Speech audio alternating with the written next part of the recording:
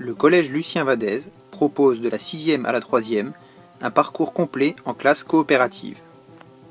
Parce que chaque élève est différent, parce que certains avancent plus vite, parce que d'autres ont besoin de temps, parce que chaque élève est capable de réussir et d'apporter quelque chose aux autres, parce que l'estime de soi est importante pour apprendre et réussir, parce que devenir citoyen s'apprend dans l'action, nous avons décidé de créer un dispositif global qui permet aux élèves d'évoluer de la 6e à la 3e dans des classes particulières. Ces classes portent le nom de classes coopératives. Elles permettent aux élèves de se responsabiliser, de coopérer, de jouer sur leur motivation, de valoriser leur travail, de les évaluer différemment et de travailler sur la communication. Dans une classe coopérative, il y a des élèves de tous les profils. Des bons élèves, des élèves plus en difficulté, des élèves doués à l'oral, d'autres à l'écrit. Il s'agit donc d'une classe comme les autres, avec le même programme, le même nombre d'heures et les mêmes objectifs. Ce qui différencie une classe coopérative d'une autre classe, c'est la pédagogie qui est menée par les enseignants. Elle commence par une évaluation différente. Celle-ci se fait sans notes, avec des paliers de progrès à franchir en maths, en français et en histoire-géographie. Ici, un élève peut franchir des paliers de réussite en mathématiques, de la 5e jusqu'à la 3e. L'élève peut ainsi évoluer à son rythme. Chaque semaine, l'élève planifie son travail en fonction de ses objectifs. Il utilise pour cela un plan de travail qui va lui permettre de travailler en fonction de son niveau afin qu'il puisse progresser. L'organisation de la classe est différente. Des ressources sont à disposition des élèves pour qu'ils puissent travailler en fonction de leurs objectifs. Un coin lecture est également accessible dans la classe de français. Les élèves qui ont atteint des paliers deviennent des ressources pour la classe. Ils deviennent experts et peuvent alors aider leurs camarades à progresser.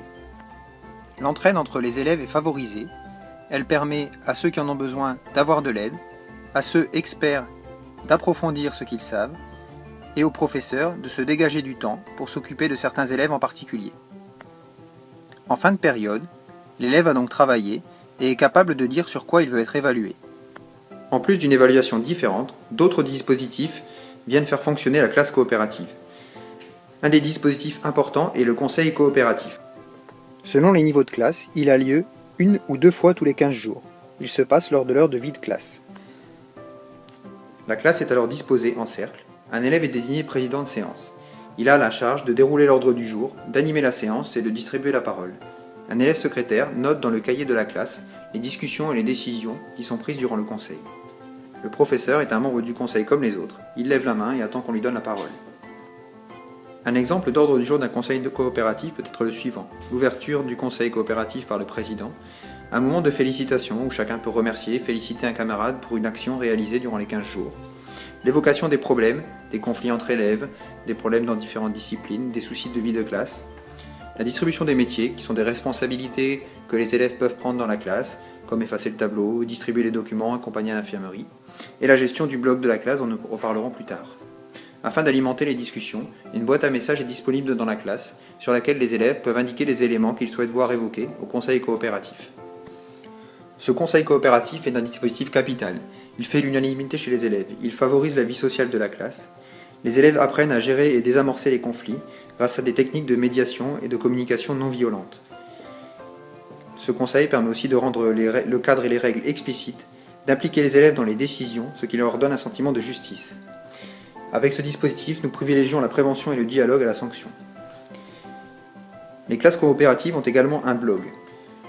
Nous pouvons y publier les productions, les travaux et les réalisations des élèves, comme une recherche en mathématiques, une rédaction en français, des créations de classes dans les différentes matières, des comptes rendus d'expériences, ou même des éléments extérieurs à la classe, comme des passions d'élèves. Ce blog permet d'échanger, puisque les commentaires sont ouverts, ils sont modérés en conseil coopératif, ce qui permet également de faire de l'éducation aux médias. Les professeurs et les élèves de classes coopératives mettent également en place des semaines à thème. Tous les enseignants et les élèves travaillent autour d'un même thème, envisagent des sorties et des réalisations concrètes. Dans certains niveaux, en classe coopérative, les élèves sont amenés à faire des exposés libres sur un sujet de leur choix. Le projet de classe coopérative est suivi par la cellule innovation de l'Académie de Lille, le CEPIA.